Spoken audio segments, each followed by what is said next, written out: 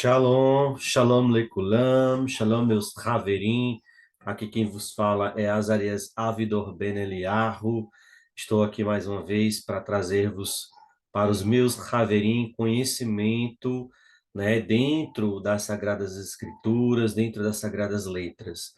Nós demos início a essa semana o estudo do livro de Yohanan, o livro de Guiliana, ou comumente conhecido como livro de Apocalipse, né? Apocalipse é uma palavra que vem do grego, que significa revelação. Em hebraico é Guiliana, certo, meus caveirinhos? Então, hoje nós vamos estar dando início ao primeiro capítulo, né?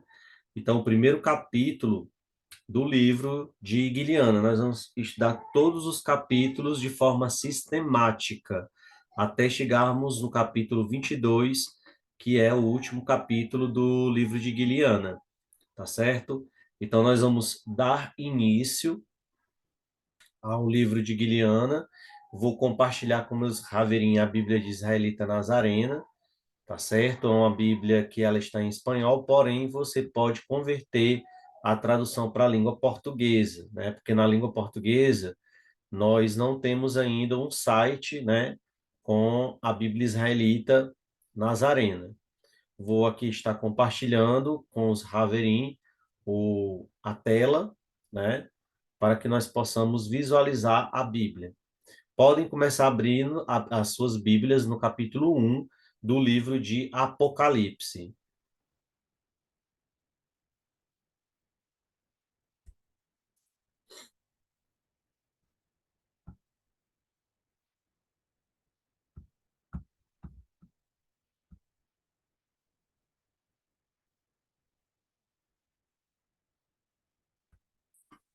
Então, primeiramente, a leitura do nós vamos fazer a leitura do livro de Guiliana, tá certo, meus Haverim?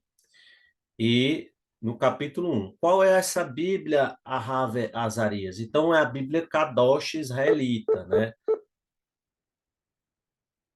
Está abrindo alguma notificação aqui.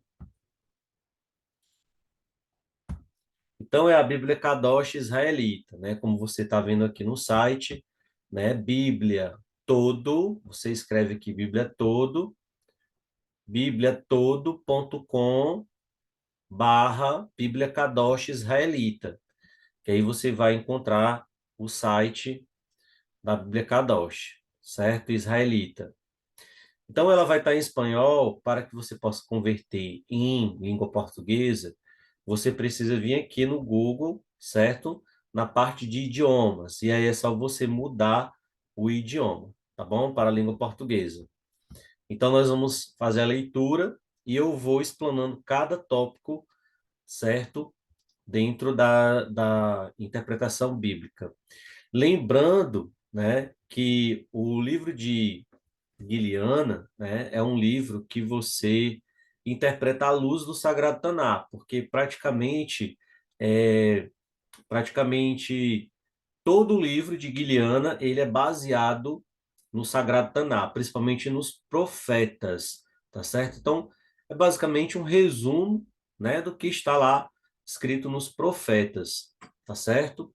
Então, vamos aqui fazer a leitura. Apocalipse, pode abrir suas Bíblias. Apocalipse, capítulo 1, a partir do versículo 1 em diante, diz assim: Esta é a revelação que o Eterno deu a Yeshua HaMashiach para que ele pudesse mostrar aos seus servos o que deve acontecer muito em breve. Ele comunicou isso enviando o seu Malach, ou Meler, mensageiro, para o seu servo Yohanan. Então vamos aqui comentar o versículo primeiro, né?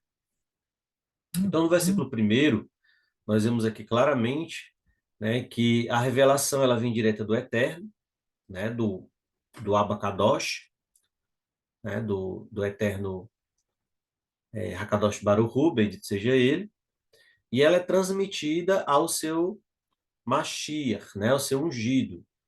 Né? O Eterno transmite a mensagem ao seu ungido, que é Yeshua.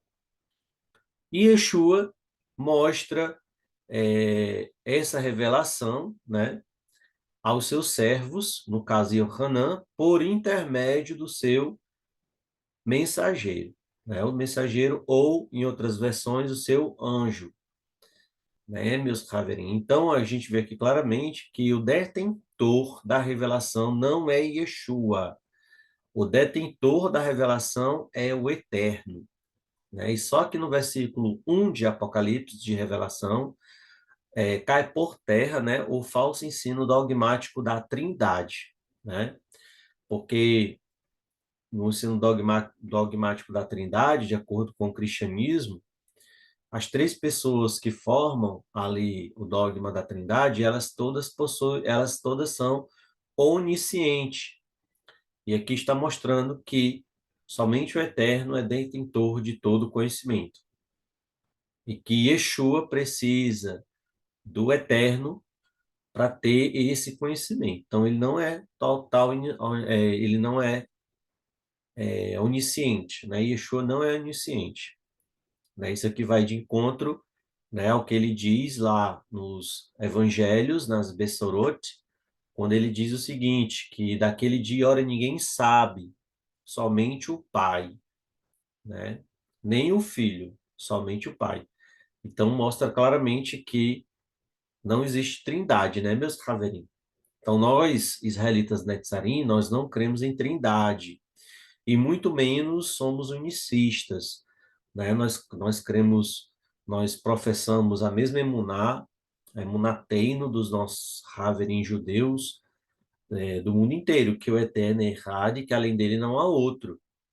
E que Yeshua é seu Mashiach, mas não é porque Yeshua é Mashiach que Yeshua vai ser igual ao Eterno. Isso está fora de cogitação. Yeshua é um ser humano, como eu e você. A única diferença é porque Yeshua, ele viveu a Torá na sua plenitude, na sua plenitude, vivendo as mitzvot na sua plenitude. E assim ele recebeu a, recebe a misericórdia do Eterno, né?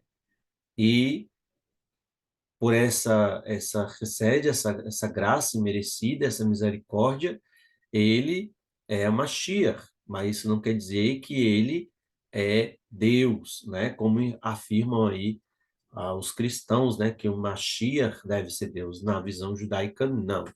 Mashiach é um homem, como eu e você. A única diferença é porque ele foi perfeito em todos os seus caminhos. Baruch Hashem. Então, continuando, né?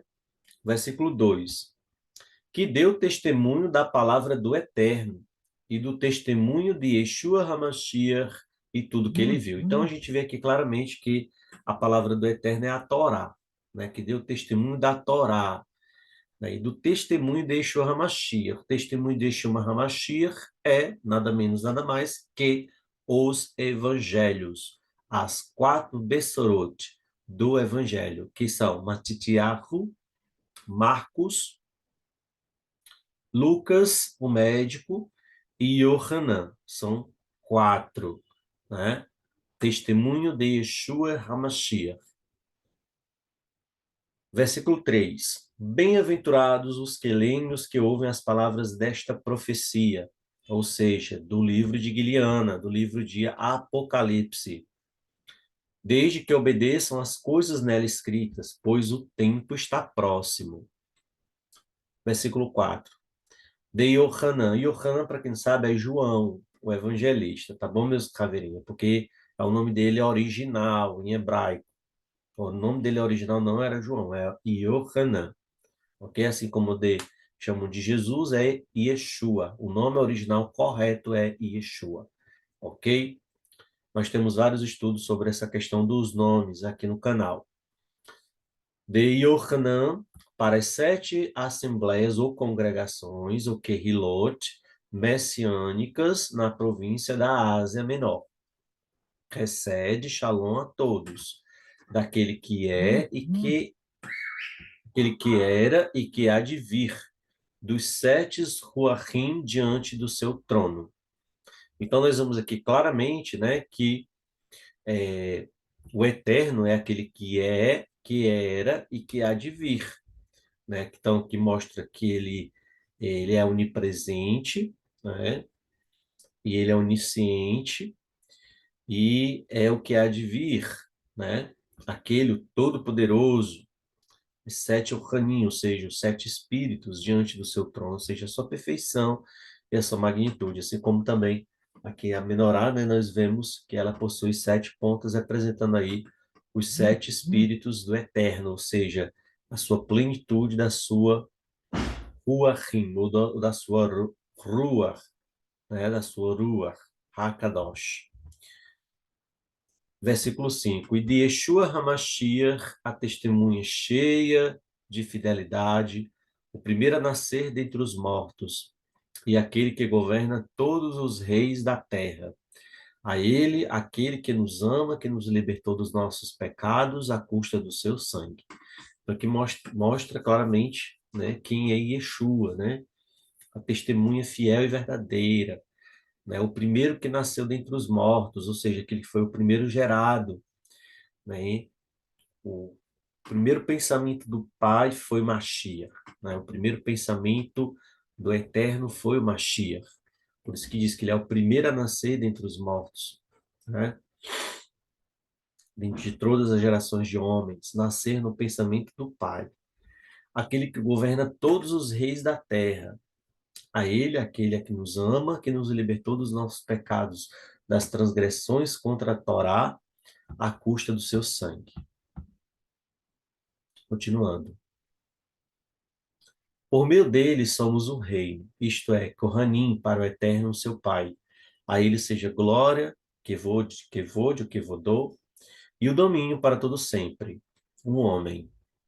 Então aqui nós vemos claramente, né, que o Mashiach, por intermédio de Yeshua, nos fez um reino de sacerdotes, Kohanim, sacerdotes, para o Eterno, seu Abba, né? Então, nós, né, que tomamos sobre si o nome de Yeshua como Mashiach, né, nós nos tornamos sacerdotes espirituais diante do Eterno.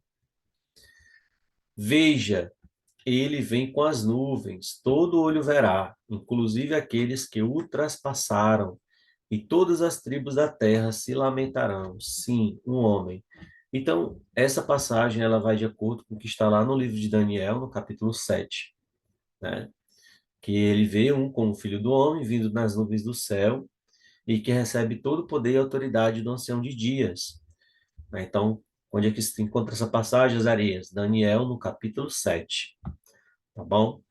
Então, você lendo lá todo o capítulo 7, você vai encontrar essa ligação, né, dessa passagem de Guiliana com Daniel, ok, meus Haverim? Versículo 8 diz: Eu sou o Aleph e o Tav, diz o Eterno, o Elohim dos exércitos do céu, aquele que é e que era e que vem, Elion. Então aqui, né, na Bíblia cristã tem o Alfa e o Ômega, né, porque eles associam as letras do grego. Porém, nós sabemos que aqui está se tratando do Eterno. O Eterno é o Aleph e o Tav, de acordo com os profetas, de acordo com os livros de Ezequiel, de acordo com o livro de Yeshayahu, de acordo com o livro de Oshea, né? Tem diversas passagens dos profetas que afirmam que o Eterno é o Aleph e o Tav, e que além dele não há outro. Muitos ensinam que esse versículo 8 se refere a Yeshua, mas aqui não está falando de Yeshua. Se você ler bem direitinho o versículo 7, ele dá um ponto final aqui, ó. Veja que ele vem com as nuvens, todo olho verá, inclusive aqueles que o traspassaram, ou seja, o nosso povo, o povo Yehudim. E todas as tribos da terra se lamentarão. Sim, um homem.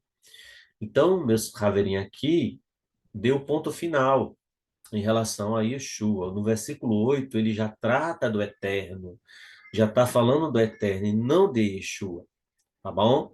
Então, o versículo 8, o eterno diz, porque não é o eterno que está dando a revelação, é Yeshua.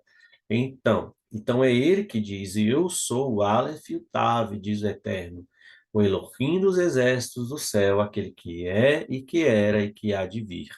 Ha-Elion. Ele vai repetir essa mesma passagem lá no capítulo 21, nos capítulos 21 e no capítulo 22, né, quando afirma que o Eterno virá para tabernacular entre a humanidade. Então ele vai repetir essa mesma citação. Eu sou o Aleph e o Tav, diz o Eterno, o Elohim dos exércitos, o Todo-Poderoso. Baruch Hashem. Versículo 9. Eu e Yohanan sou um irmão para você e um companheiro que compartilha os sofrimentos no reino e a perseverança que vem do estar unido a Yeshua.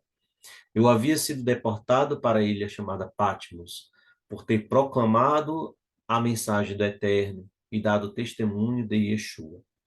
Então ele foi, né, banido para Patmos por testificar da Torá, proclamar a Torá, o que é a mensagem do Eterno, é a Torá, né? A palavra do Eterno é a Torá. E o testemunho de Yeshua, as Bessorot, os evangelhos, né? O que está escrito lá nos evangelhos. Esse é o testemunho de Yeshua. Tá bom, meus caveirinhos? Continuando. Fui levado. Deixa eu aumentar mais aqui.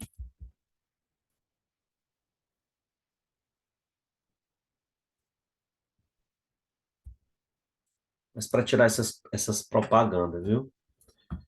Aí no versículo 9, você pode acompanhar na sua Bíblia, no versículo 9, ele vai dizer: Eu e Yohanan.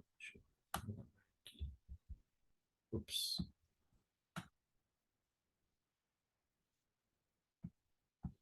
Eu e Yohanan sou um irmão para você e um companheiro que compartilha os sofrimentos do reino e a perseverança que vem de estar unida a Yeshua. Eu havia sido deportado para a ilha chamada Patmos por ter proclamado a mensagem do Eterno e dado o testemunho de Yeshua. Então, nós já comentamos esse versículo 9. Versículo 10. Fui levado pelo no dia do Eterno. Ruach, o Espírito do Eterno, né? A presença do Eterno, a Shekinah do Eterno. No dia do Eterno. No dia do Eterno, qual é o dia? O dia do Shabat. Shabat, né? O sétimo dia. Então, ele foi elevado ali pela rua do Eterno, né? No dia de Shabat.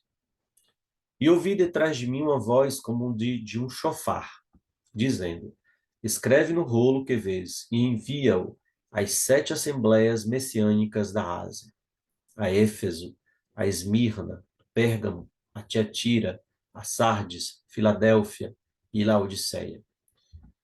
Voltei-me para ver quem falava comigo e quando me virei, vi 7 menorotes de ouro. Para quem não sabe, menorotes é a menorá, né, que é esse castiçal que está aqui atrás de mim. Então ele viu 7 destes de ouro. E entre a menorá havia alguém como Ben-Hadad, que usava uma túnica que chegava até os pés e uma faixa de ouro em volta do peito. Sua cabeça e seus cabelos eram brancos como a lã branca, como a neve, seus olhos como uma chama de fogo ardente. Seus pés são como bronze polido, refinado na fornalha, e sua voz como o som de muitas águas. Em sua mão direita ele segurava 7 estrelas. De sua boca saía uma espada afiada de 2 gumes. E o seu rosto era como o sol brilhando com todo o poder. Então aqui ele está vendo, né? Está tendo a visão do Mashiach ressurreto, do Mashiach ressuscitado, do Mashiach glorioso. Tá bom, meus caveirinhos? Quando ele diz que na sua mão direita ele segurava 7 estrelas, né? Mais adiante nós vamos ver o que que significam essas 7 estrelas. E da sua boca sai uma espada afiada de 2 gumes. Nós já vimos, né? Nós já vimos que a espada afiada de 2 gumes, de acordo com o que está relatado no livro de Hebreus, né? Se trata da Torá, da palavra do Eterno. Se trata da Torá. A Torá é uma espada afiada de 2 gumes. Ela abençoa e ela amaldiçoa, como está relatado lá em Devarim. Ela abençoa e ela amaldiçoa. Então, de 2 gumes. No mundo cristão diz que esses 2 gumes é porque você pode entender de 2 formas. Não, não é isso. Os 2 gumes é porque ela abençoa e ela amaldiçoa. Por isso que ela é de 2 gumes. E o seu rosto era como o sol brilhando com todo o poder, né? Então a gente vê aí a glória de Hashem, do Eterno, brilhando sobre o Mashiach. Versículo 17. Quando vi, caí aos seus pés como que morto.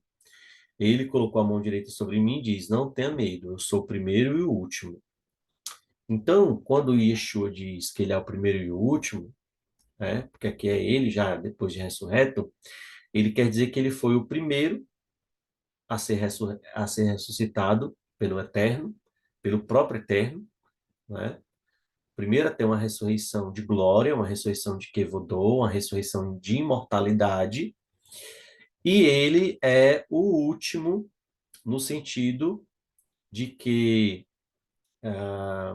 ele é o último, né, dentre os mortos que foi ressuscitado pelo próprio Eterno, tá certo?